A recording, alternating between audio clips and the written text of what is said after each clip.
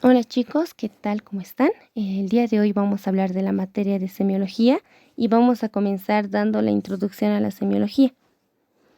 La palabra semiología proviene del griego semeion, que significa signo, y logos, que significa estudio tratado. La semiología es la ciencia que estudia los signos, los cuales son manifestaciones objetivas, y los síntomas, que son manifestaciones subjetivas de entidades patológicas. Bueno, semiología en sí es la ciencia que estudia los signos y síntomas de entidades patológicas. ¿Qué es un signo? Como ya habíamos dicho anteriormente, un signo es una manifestación objetiva, es medible, cuantificable, valorable. Es decir, un signo se puede ver, medir, palpar. Entre los ejemplos de signos podríamos dar lo que es la temperatura. La temperatura nosotros podemos llegarlo a medir con un termómetro. En sí, entonces, este va a ser un signo que se puede medir. La ictericia. La ictericia es una coloración amarillenta de la piel o los ojos causado por un exceso de bilirrubina. Bien, como esta va a ser una coloración amarillenta de la piel o los ojos, nosotros podemos ver cuando el paciente presenta lo que es la ictericia. Este es un signo que podemos ver. Entonces, un signo es una manifestación objetiva. Los signos se clasifican en tres. Primeramente está el signo guión. Este nos permite clasificar una enfermedad desde el punto de vista general. Por ejemplo, la hipertensión arterial. La hipertensión arterial es cuando la presión arterial está por arriba de lo normal y nosotros podemos en sí clasificarlo cuando lleguemos a tomar la presión arterial al paciente. El 2 es el signo concurrente o plurívoco. Bien, estos son comunes a muchas patologías. Por ejemplo, la fiebre. La fiebre es un signo que se puede dar tanto en una infección estomacal hasta en un resfriado. Es decir, es un signo que se da en varias enfermedades y no es característico de uno solo. Entonces, eso es un signo concurrente. El 3 es un signo patognomónico. Estos indican inequívocamente la enfermedad que aqueja el enfermo. Bien, como podemos ver acá, estas son las manchas de Kopling. En sí, estas manchas son lesiones pequeñas e irregulares de tipo granular. Estas son de color rojizo con el centro blanco azulado, que aparecen en sí en la mucosa oral. Estas aparecen más o menos al 10º día posterior a una infección por el virus del sarampión. Es decir, cuando nosotros lleguemos a ver estas manchas en la mucosa oral del paciente, podemos decir así, sin equivocación alguna, que lo que tiene el paciente es el sarampión. Eso es un signo patognomónico. ¿Qué es un síntoma? Bien, un síntoma es una manifestación subjetiva. Estos en sí son alojadas dentro de la esfera psíquica y emocional no valorable. Es decir, es algo que el paciente siente y no se puede apreciar, palpar o medir. Un ejemplo de síntoma podríamos dar el dolor. El paciente nos relata el dolor que él llega a sentir, pero nosotros no podemos medir el dolor que él siente. Por más que él nos haga muecas así, más o menos mostrando el dolor el que llega a sentir, nosotros no podemos medir su dolor, el dolor que siente. Clasificación de los síntomas. Los síntomas se clasifican en tres. Primeramente, los subjetivos. Los relata el paciente y el médico no puede evaluarlos. Ejemplo, el dolor. 2. Objetivos. El médico puede verlos y evaluarlos, como por ejemplo la ictericia. Y 3. Mixtos. Estos son subjetivos y objetivos a la vez. Es decir, ejemplo podríamos dar es el vómito.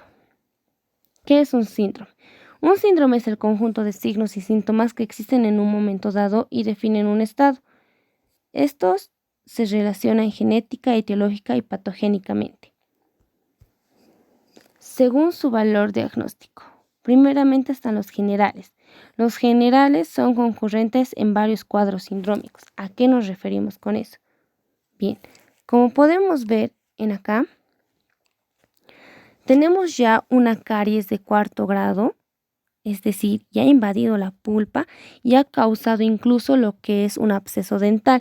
Y en un absceso dental va a haber una gran invasión de bacterias. Gracias al absceso dental, la infección va a pasar a lo que es el torrente sanguíneo. Cuando las bacterias pasan al torrente sanguíneo pueden llegar a varios órganos, como por ejemplo el cerebro, el corazón, los pulmones, las articulaciones, los riñones, entre otros. Es decir, ya afectan a varios órganos a la vez. E incluso cuando estas bacterias pueden llegar a lo que es el corazón gracias a la circulación sanguínea, pueden producir lo que es una endocarditis bacteriana y esta en sí lleva a lo que es la muerte al paciente. En sí son los diagnósticos generales. En cambio, los locales asientan en el órgano o tejido que primeramente ha sido atacado por la enfermedad. Por ejemplo, aquí vemos una pieza dental que ya presenta lo que es una caries de primer grado. Pero en sí solo va a afectar al órgano que primeramente ha sido al órgano que primeramente ha atacado, es decir, al diente. Y se va a quedar solo en el diente sin afectar a otros órganos. Y va a ir avanzando y hay grado de caries de primer grado, caries de segundo grado y así sucesivamente. División de la semiología. Bien, la semiología se divide en 4, en semiotecnia, semiogénesis, semiografía y clínica propedéutica. La semiotecnia. Estudia los diversos métodos y recursos para buscar y reconocer los signos y síntomas y ponerlos en relieve. Un ejemplo sería la exploración física, el cual podemos verlo ahí en la imagen.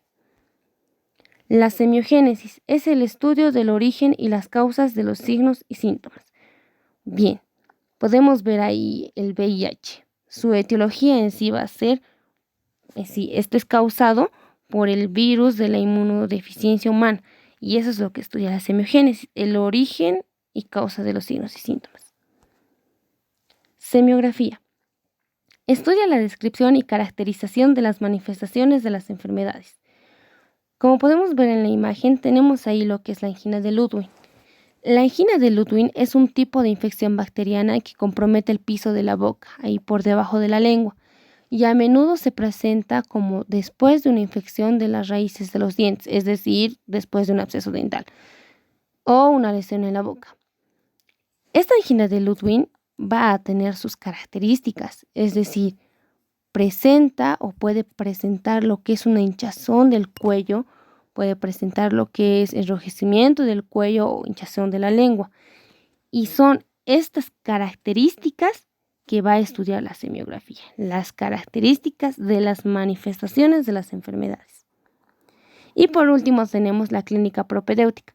Este enseña el conjunto ordenado de los métodos y procedimientos de los que se vale un clínico para observar los signos y síntomas. La clínica propedéutica en sí puede enseñar lo que es la exploración física, es decir, los métodos que nosotros podemos realizar para observar los signos y síntomas de un paciente.